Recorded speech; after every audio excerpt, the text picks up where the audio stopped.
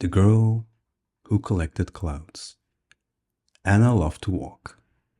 Not because she needed to go somewhere, not because she was late or busy or had a list of things to do. She walked because walking helped her think. And Anna had a lot of things to think about. One Saturday morning, she put on her old brown boots, grabbed her camera, and headed to the hills just outside the city. The sky was white and gray, full of slow, heavy clouds. Perfect, she thought. Perfect for thinking.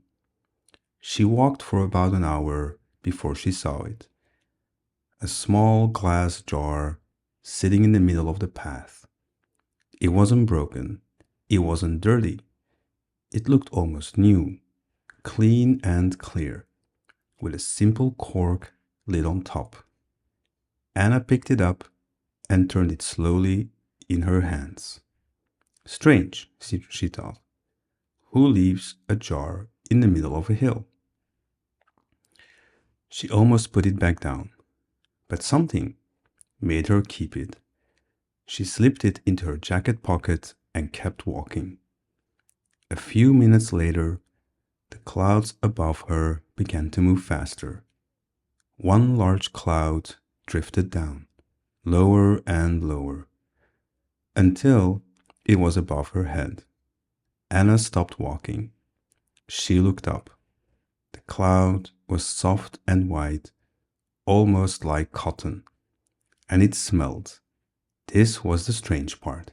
It smelled like a bakery, warm bread and sugar. That's odd, she thought. Without really thinking, she opened the jar and held it up toward the cloud. The cloud drifted inside. Anna blinked. She looked at the jar.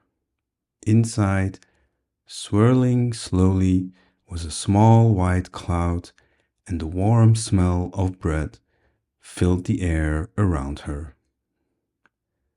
She pushed the cork back in and stared. Did that just happen?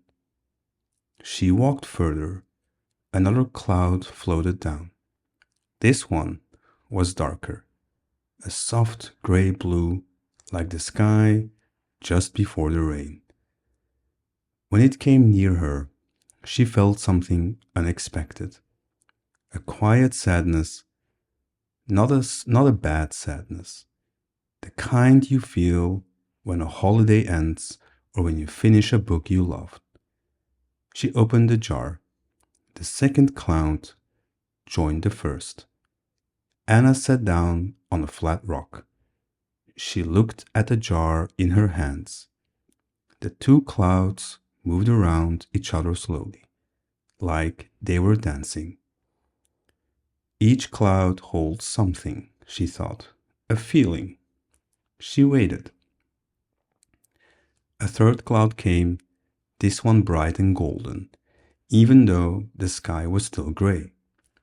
When it floated close, Anna felt a sudden warmth in her chest. Courage, maybe, or hope.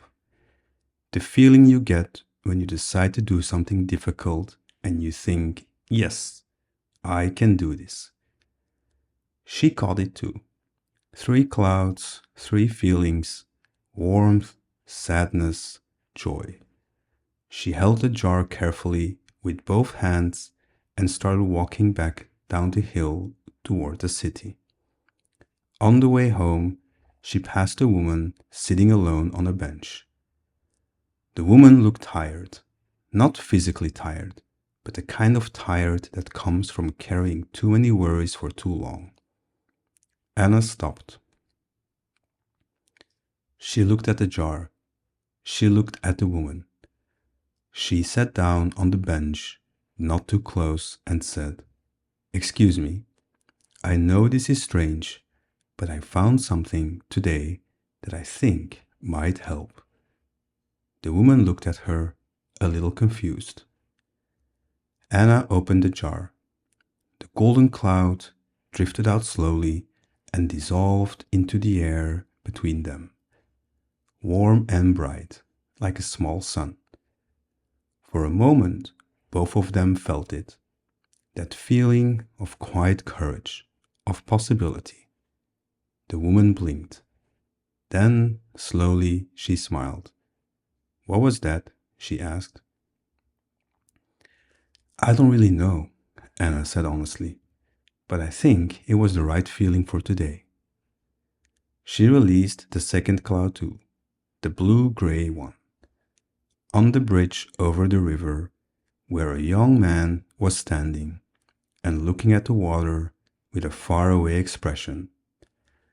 The cloud floated around him for a moment, soft and gentle, the quiet kind of sadness, the kind that says, it's okay to miss things. It's okay to feel. The young man didn't see the cloud, but Anna watched his shoulders drop, just a little, like he'd put down something heavy. She kept the last cloud, the warm bread one, the joy one. She carried it home, up 3 flights of stairs, and placed it on her kitchen windowsill. She made tea. She sat down. She opened the jar, just a little, enough to let the smell out, and the small warm cloud drifted up to the ceiling and floated there while she drank her tea in the quiet. She didn't take a single photograph that day, but somehow it was the best Saturday she'd had in a long time. Before she fell asleep that night, she thought about the jar, about the clouds, about the woman on the bench and the young man on the bridge. Maybe, she thought, I didn't find those feelings today. Maybe I already had them. The jar just helped me see them. She closed her eyes. Outside, the sky was clear. Good night and sweet dreams.